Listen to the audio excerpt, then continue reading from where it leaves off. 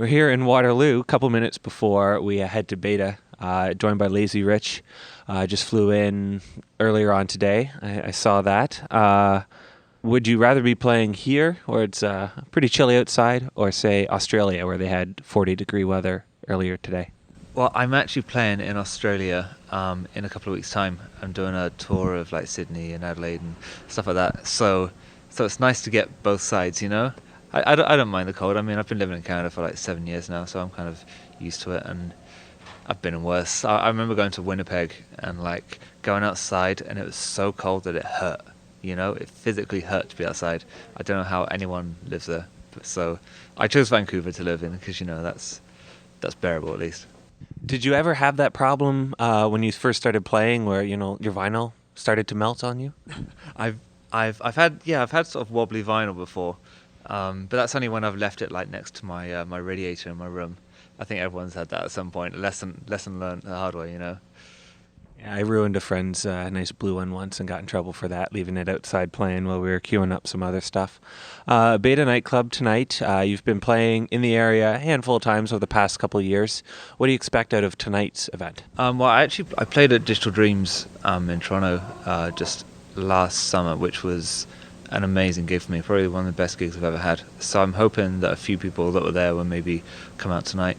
I actually played at Beta Nightclub ages and ages and ages ago on a Thursday with Rob G, which was, I can barely remember it, it was so long ago, but it'd be good to go there. Looking forward to it. Had like lots of people hit me up on Twitter and stuff that are going, so it should be fun. When I was looking through my contacts to get back in touch with you, that original proposal came up, and then you guys ended up playing 3 weeks after. I ended up booking Andy Moore to play like 2-3 weeks before that, and then you and Rob played thereafter. So I do finally remember that. So that was that was a while ago, wasn't it? Beta's changed a lot since then. It started out as a club that had no liquor license and played for about a year, had some major names come through. It's got its liquor license. Its owner has been touring and doing some big stuff. So it's changed a little bit into kind of more, in my opinion, of a local club for what people are like. They're here to hear that music, and it's not so much about the DJ. Now, does that impact how you play? You know what? Like every time I go up and play, it's just my opportunity to try and make a name for myself, to try and just make sure people have a good night. You know, I mean, I play all sorts of different clubs. I play like these bottle service clubs where people literally haven't got a clue who you are, and I play some amazing venues where loads of fans come out and it's the best thing ever. You know, but I mean, you take each gig as it comes. You know, you just play the best you can possibly do, and what else is there to it? You know. Does that whole like preference towards an underground sound or your niche sound really influence on you choosing events, or are you still looking to, as you said, make a name and get some just general exposure? You have to balance between those underground events and the more sort of bottle service ones. Just because, I mean, I do this for a career and for a living, and you have to earn money. I wish every single event could be an underground event where everyone knew who I was and everyone sang along to all my tracks, but it just doesn't work like that, you know. I could decide to, only play at those places, but then I'd be a lot worse off. Unfortunately, that's the way it is. Do you ever come to situations where you're extremely outside of your comfort zone playing? When I first started playing in like Vegas and places like that, it was really, really tough, you know.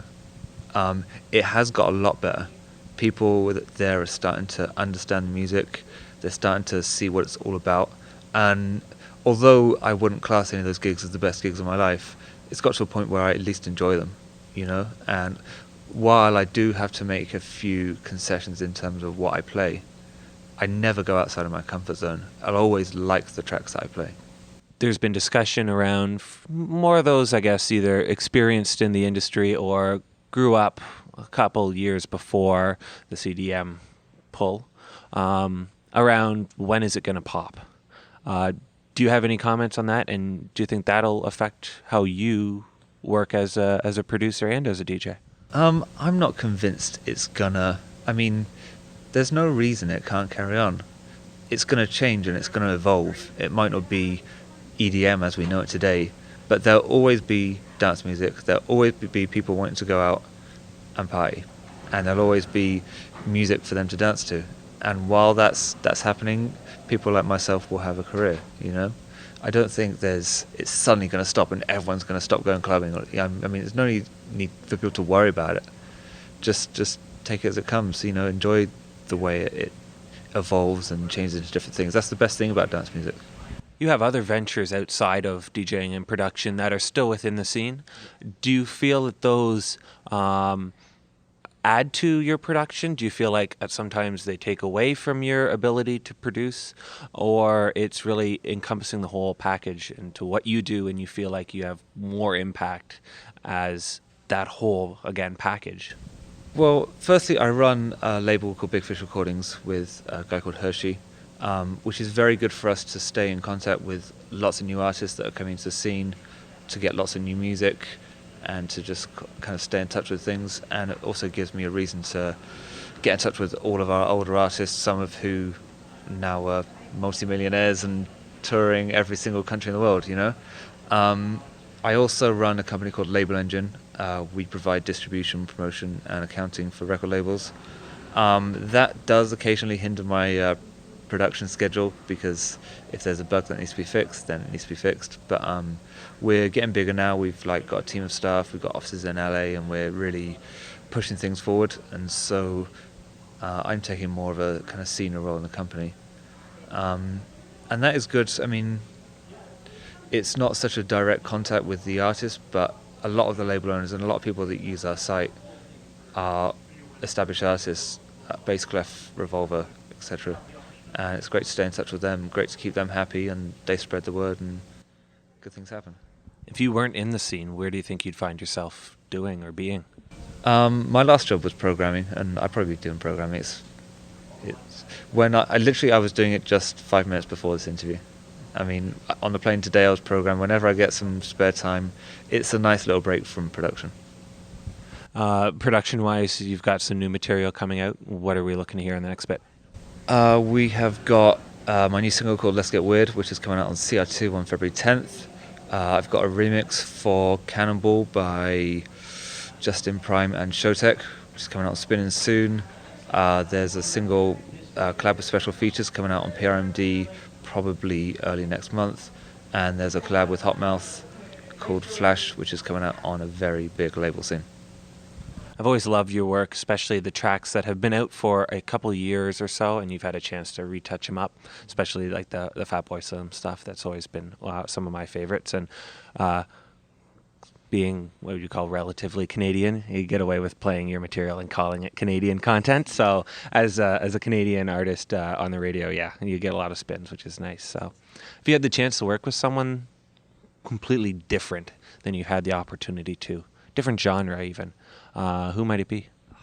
Sia, her vocals. I mean, I was a huge fan of hers back when she was in 07, and just the biggest 07 fan. They really, really inspired me.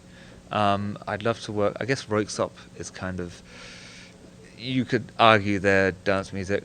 Maybe like Tom York, someone like that, just someone really out there, someone I really admire. And then I guess coming up, we're into the new year, so any predictions moving forward with 2014, what you'd like to see yourself having the opportunity to do? I'd like to make a track that stops everyone from making that hard style triplets type electro house, because it's got to go. It's done. It's over. It probably won't be over. It's probably going to stick around all year, but that's the way it goes. I'm just experimenting with some different stuff, trying to put out some stuff that's people might not necessarily expect. Maybe some slightly crossover tracks just to see how it goes. And still, all the upcoming stuff I've got is very sort of classical, Lazy Rich. So I mean, it'd just be nice to have a breakthrough hit and to just tour around a bit more and go to some of the countries I still want to go to. And if you had an alias that would play a different sound or genre, what's your little hidden secret there? Oh my gosh, you know what? It's so bad. I literally live and breathe electro house. I barely listen to anything like that. If I'd had my way, I would bring back funky house, like proper filtered French disco-y house. I'd love to have a go at that. So thanks so much. We'll wrap this up and we'll head over to Beta. It should be a great night tonight. I'm looking forward to it. Sounds great. Thank you so much. Hey, what's up? This is Lazy Rich. You're listening to DJ Amps on Amplified Radio. Hey, what's up? This is Lazy Rich. This is my new track, Let's Get Weird, on Amplified Radio.